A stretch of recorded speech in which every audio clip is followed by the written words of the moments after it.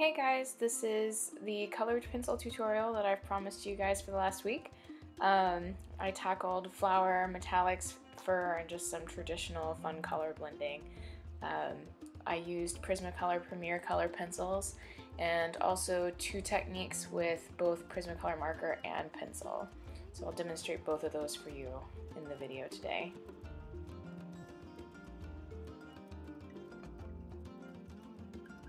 I like to start with the eyes. This is just personal preference, so you're welcome to start wherever you'd like.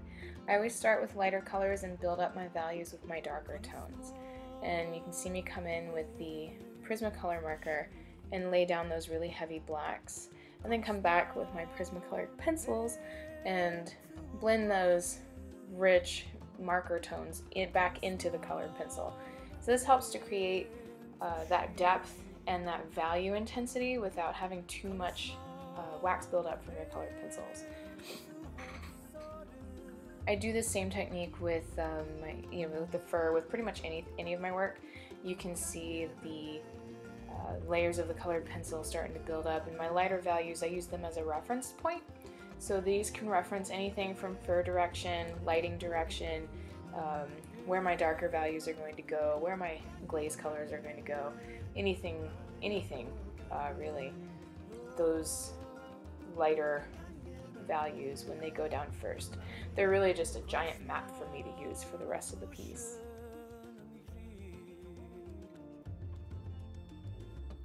So here you can see that I've laid down that Prismacolor marker in the more defined sections of the ear, and then I've gone back over it with the Prismacolor marker to blend it down and soften it up and make it a part of the rest of the face.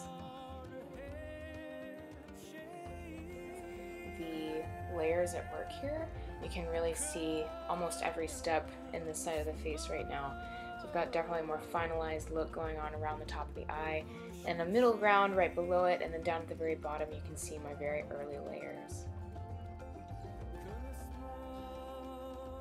This is helpful because colored pencil, if you build up too much wax, there are definitely techniques to take away that wax, and believe me, I've tried them.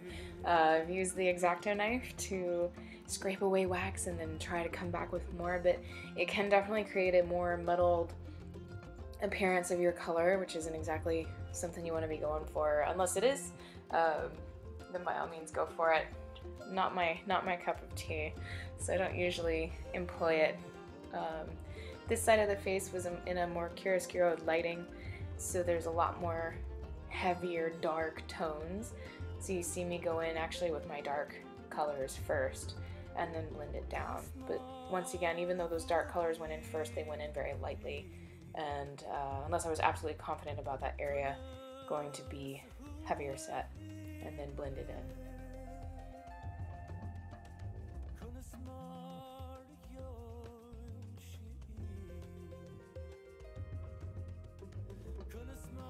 So here we've moved on to the rest of the body, and I've employed both techniques here. You can see the heavier colors and the lighter colors going down at my base layers.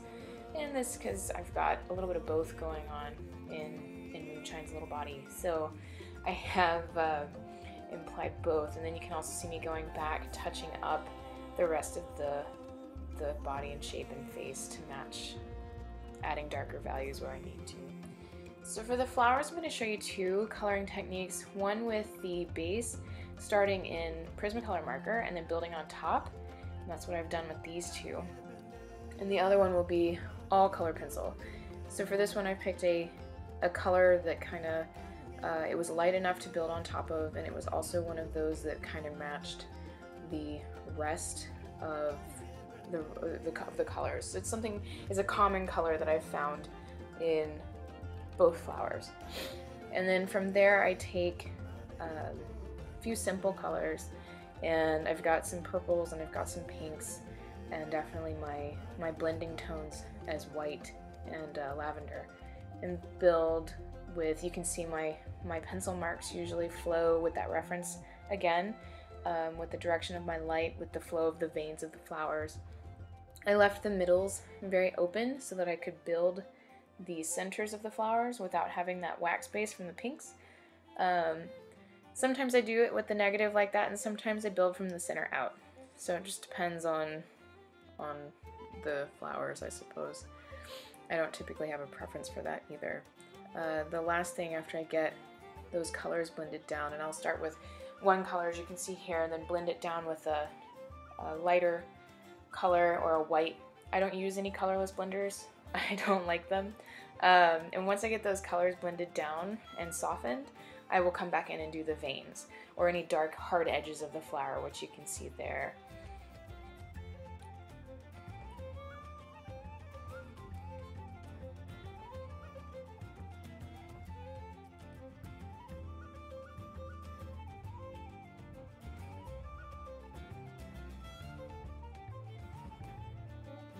So for this flower we've used one very pale pink, and I've gone in, you can barely see it, and laid down the base color, and that'll be the color that I actually come back through and blend over this darker pink with and soften it and touch it up with the rest of its base background. And then I come back through, there's my purples for my shadowing, and the whites of course help me blend down and add in my highlights. And then of course there you can see my very dark final edges. So for the background I kept it simple, just wanted some fun, blended down, abstract color. Same principles apply, laid my colors down for my reference, and then went through and polished them off with the other colors. Same techniques apply here. Kept it simple.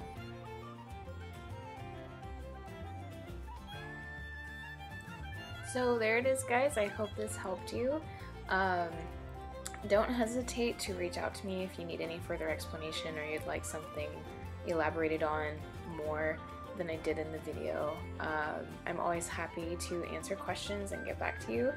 And if there's something you'd like to see in a tutorial, don't hesitate to ask that either, because I'm more than happy to record my process as I'm going, as I usually do anyway, and can automatically just put it together and throw it up for you guys. So good luck creating, and definitely share what you've been working on. I'd love to see it, and subscribe for more. Thank you.